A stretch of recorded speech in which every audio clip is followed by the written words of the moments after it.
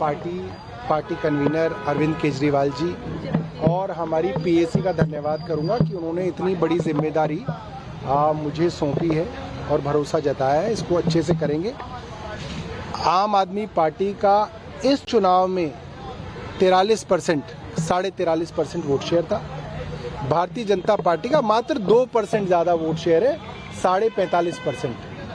तो ये माना जा सकता है कि आज भी इस परिस्थिति में भी जब हर तरीके के पुलिस का, इलेक्शन कमीशन का इस्तेमाल हुआ, हर तरीके के बाद भी लगभग आधी दिल्ली की आबादी वो है जो हमें वोट देके अपने घर में बैठी हुई है। तो उनका भी ध्यान रखना है। और जो बाकी आबादी है जिन्होंने भारतीय जनता पार्टी को वोट दिया ये सोच के कि 2500 रुपये मिलेगा, गैस का सिलेंडर मिलेगा, उनका भी ध्यान हम लोगों को रखना है और पार्टी को मजबूत करेंगे। मेरा मानना ये है कि हारने के बाद संगठन निर्माण करना सबसे आसान भी होता है।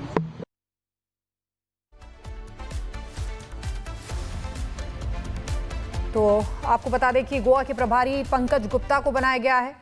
से पंजाब में बहुत काम हुए हैं, ऐसे काम पंजाब में हुए हैं जो पिछली सरकारें सोच भी नहीं सकती थी, जिनके बारे में नौकरी लगने से लेके, मोहल्ला क्लिनिक बनने से लेके, वहाँ के गांवों में किसानों की खुशहाली के लिए, वहाँ की खेती के लिए जितने डिसीजन, और ना सिर्फ डिसीजन लिए गए बल्कि काम करके दिखाए गए हैं। पंजाब में स्कूल, अस्पताल में जितने काम करके दिखाए गए हैं उतना पंजाब के इतिहास में कभी नहीं हुए थे।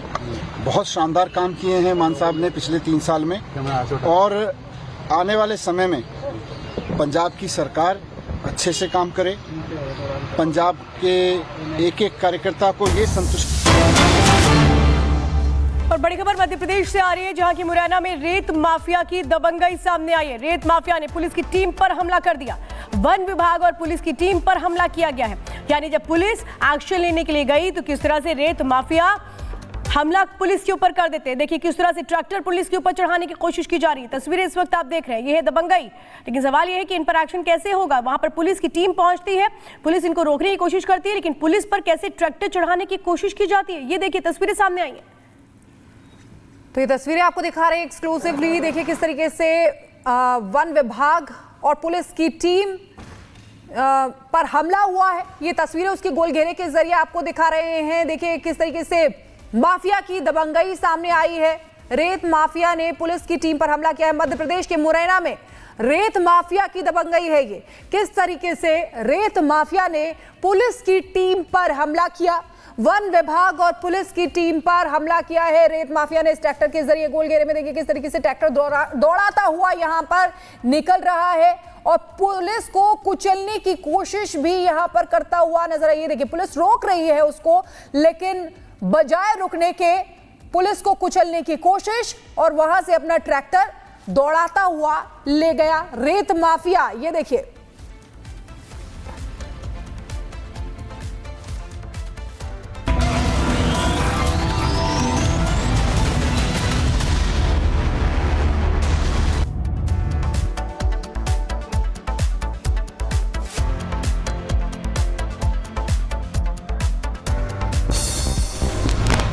बिहार विधानसभा के बाहर आरजेडी का प्रदर्शन। नीतीश कुमार के खिलाफ विधानसभा परिसर में विपक्ष की नारेबाजी। नीतीश पर लगाया राष्ट्रगान के अपमान का आरोप।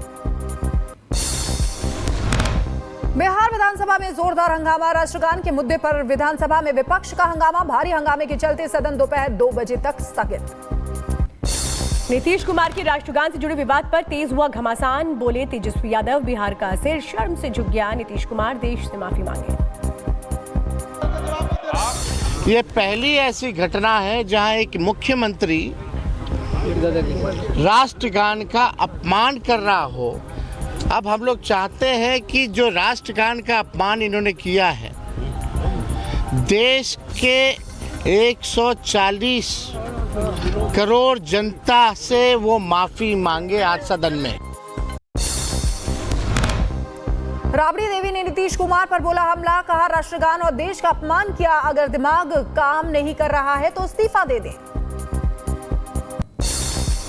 देश का अपमान हुआ है, राष्ट्रगान का अपमान हुआ है अब बिहार के शर्मसार किए, देश के शर्मसार करने क्या मांग करेंगे मैडम? अगर दिमागी उनका ठीक नहीं है,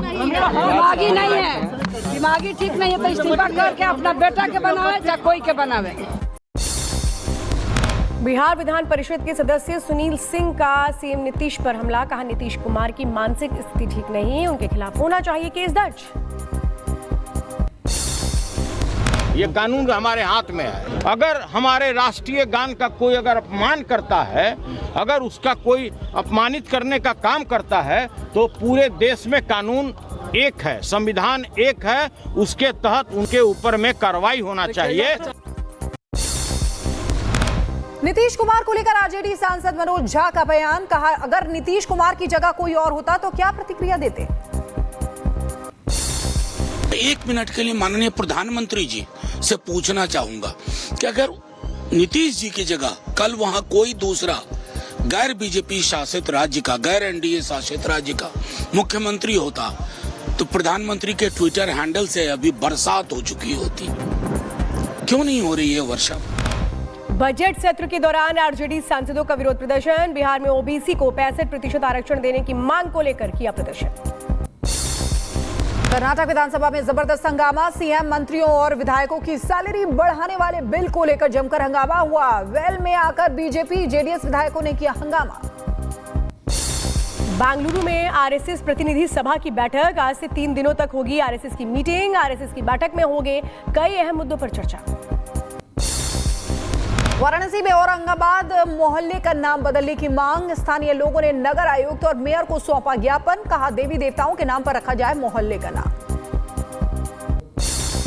अयोध्या साहित्य महोत्सव में बोले सीएम योगी आदित्यनाथ। कहा अयोध्या भारत के सनातन धर्म की आधार भूमि है। प्राचीन काल से ही अयोध्या एक प्रेरणादायी स्थल रहा। अखिलेश यादव ने सोशल मीडिया साइट एक्स पर पोस्ट कर बीजेपी पर साधा निशाना। लिखा बीजेपी को अपने सब वाले नारे में संशोधन करके कहना चाहिए सब मिल बांट करें बंटाधार। सपा के बागी विधायक अभय सिंह मामले में आज हाईकोर्ट सुनाएगा फैसला। 2010 में विकास सिंह ने अभय पर फायरिंग का लगाया था आरोप। बीजेपी नेता मनजिंदर सिंह सिरसा का आम आदमी पार्टी पर हमला। कहा दिल्ली में AQI में सुधार हो रहा है। दिल्ली में पर्यावरण को खतरे में डालने के लिए मेयर समेत जिम्मेदार लोगों पर मामला दर्ज होना चाहिए। दिल्ली में जब से भाजपा की सरकार बनी है, हम लगातार पोल्यूशन कम करने के लिए काम कर रहे हैं और हम सफल हो रहे हैं। AQI लेवल बेहतर होता जा रहा है। मुझे बड़े खेद से कहना पड़ रहा है कि आम आदमी पार्टी इस कदर गिर गई है कि वो पार्कों के अंदर कूड़ा इकट्ठा करके उसको आग लगा रही है। किरीट सोमैया ने बांग्लादेशी जन्म प्रमाण पत्र घोटाले पर किया पोस्ट। लिखा नायब तहसीलदार द्वारा अवैध रूप से जारी किए गए 3000 से ज्यादा जन्म प्रमाण पत्र रद्द किए गए। संभल में नेजा मेला विवाद के बाद सैयद सालार मसूद गाजी की दरगाह पर भी नहीं पहुंच रहे हैं लोग। प्रशासन से सद्भावना मेले के नाम पर मांगी इजाजत।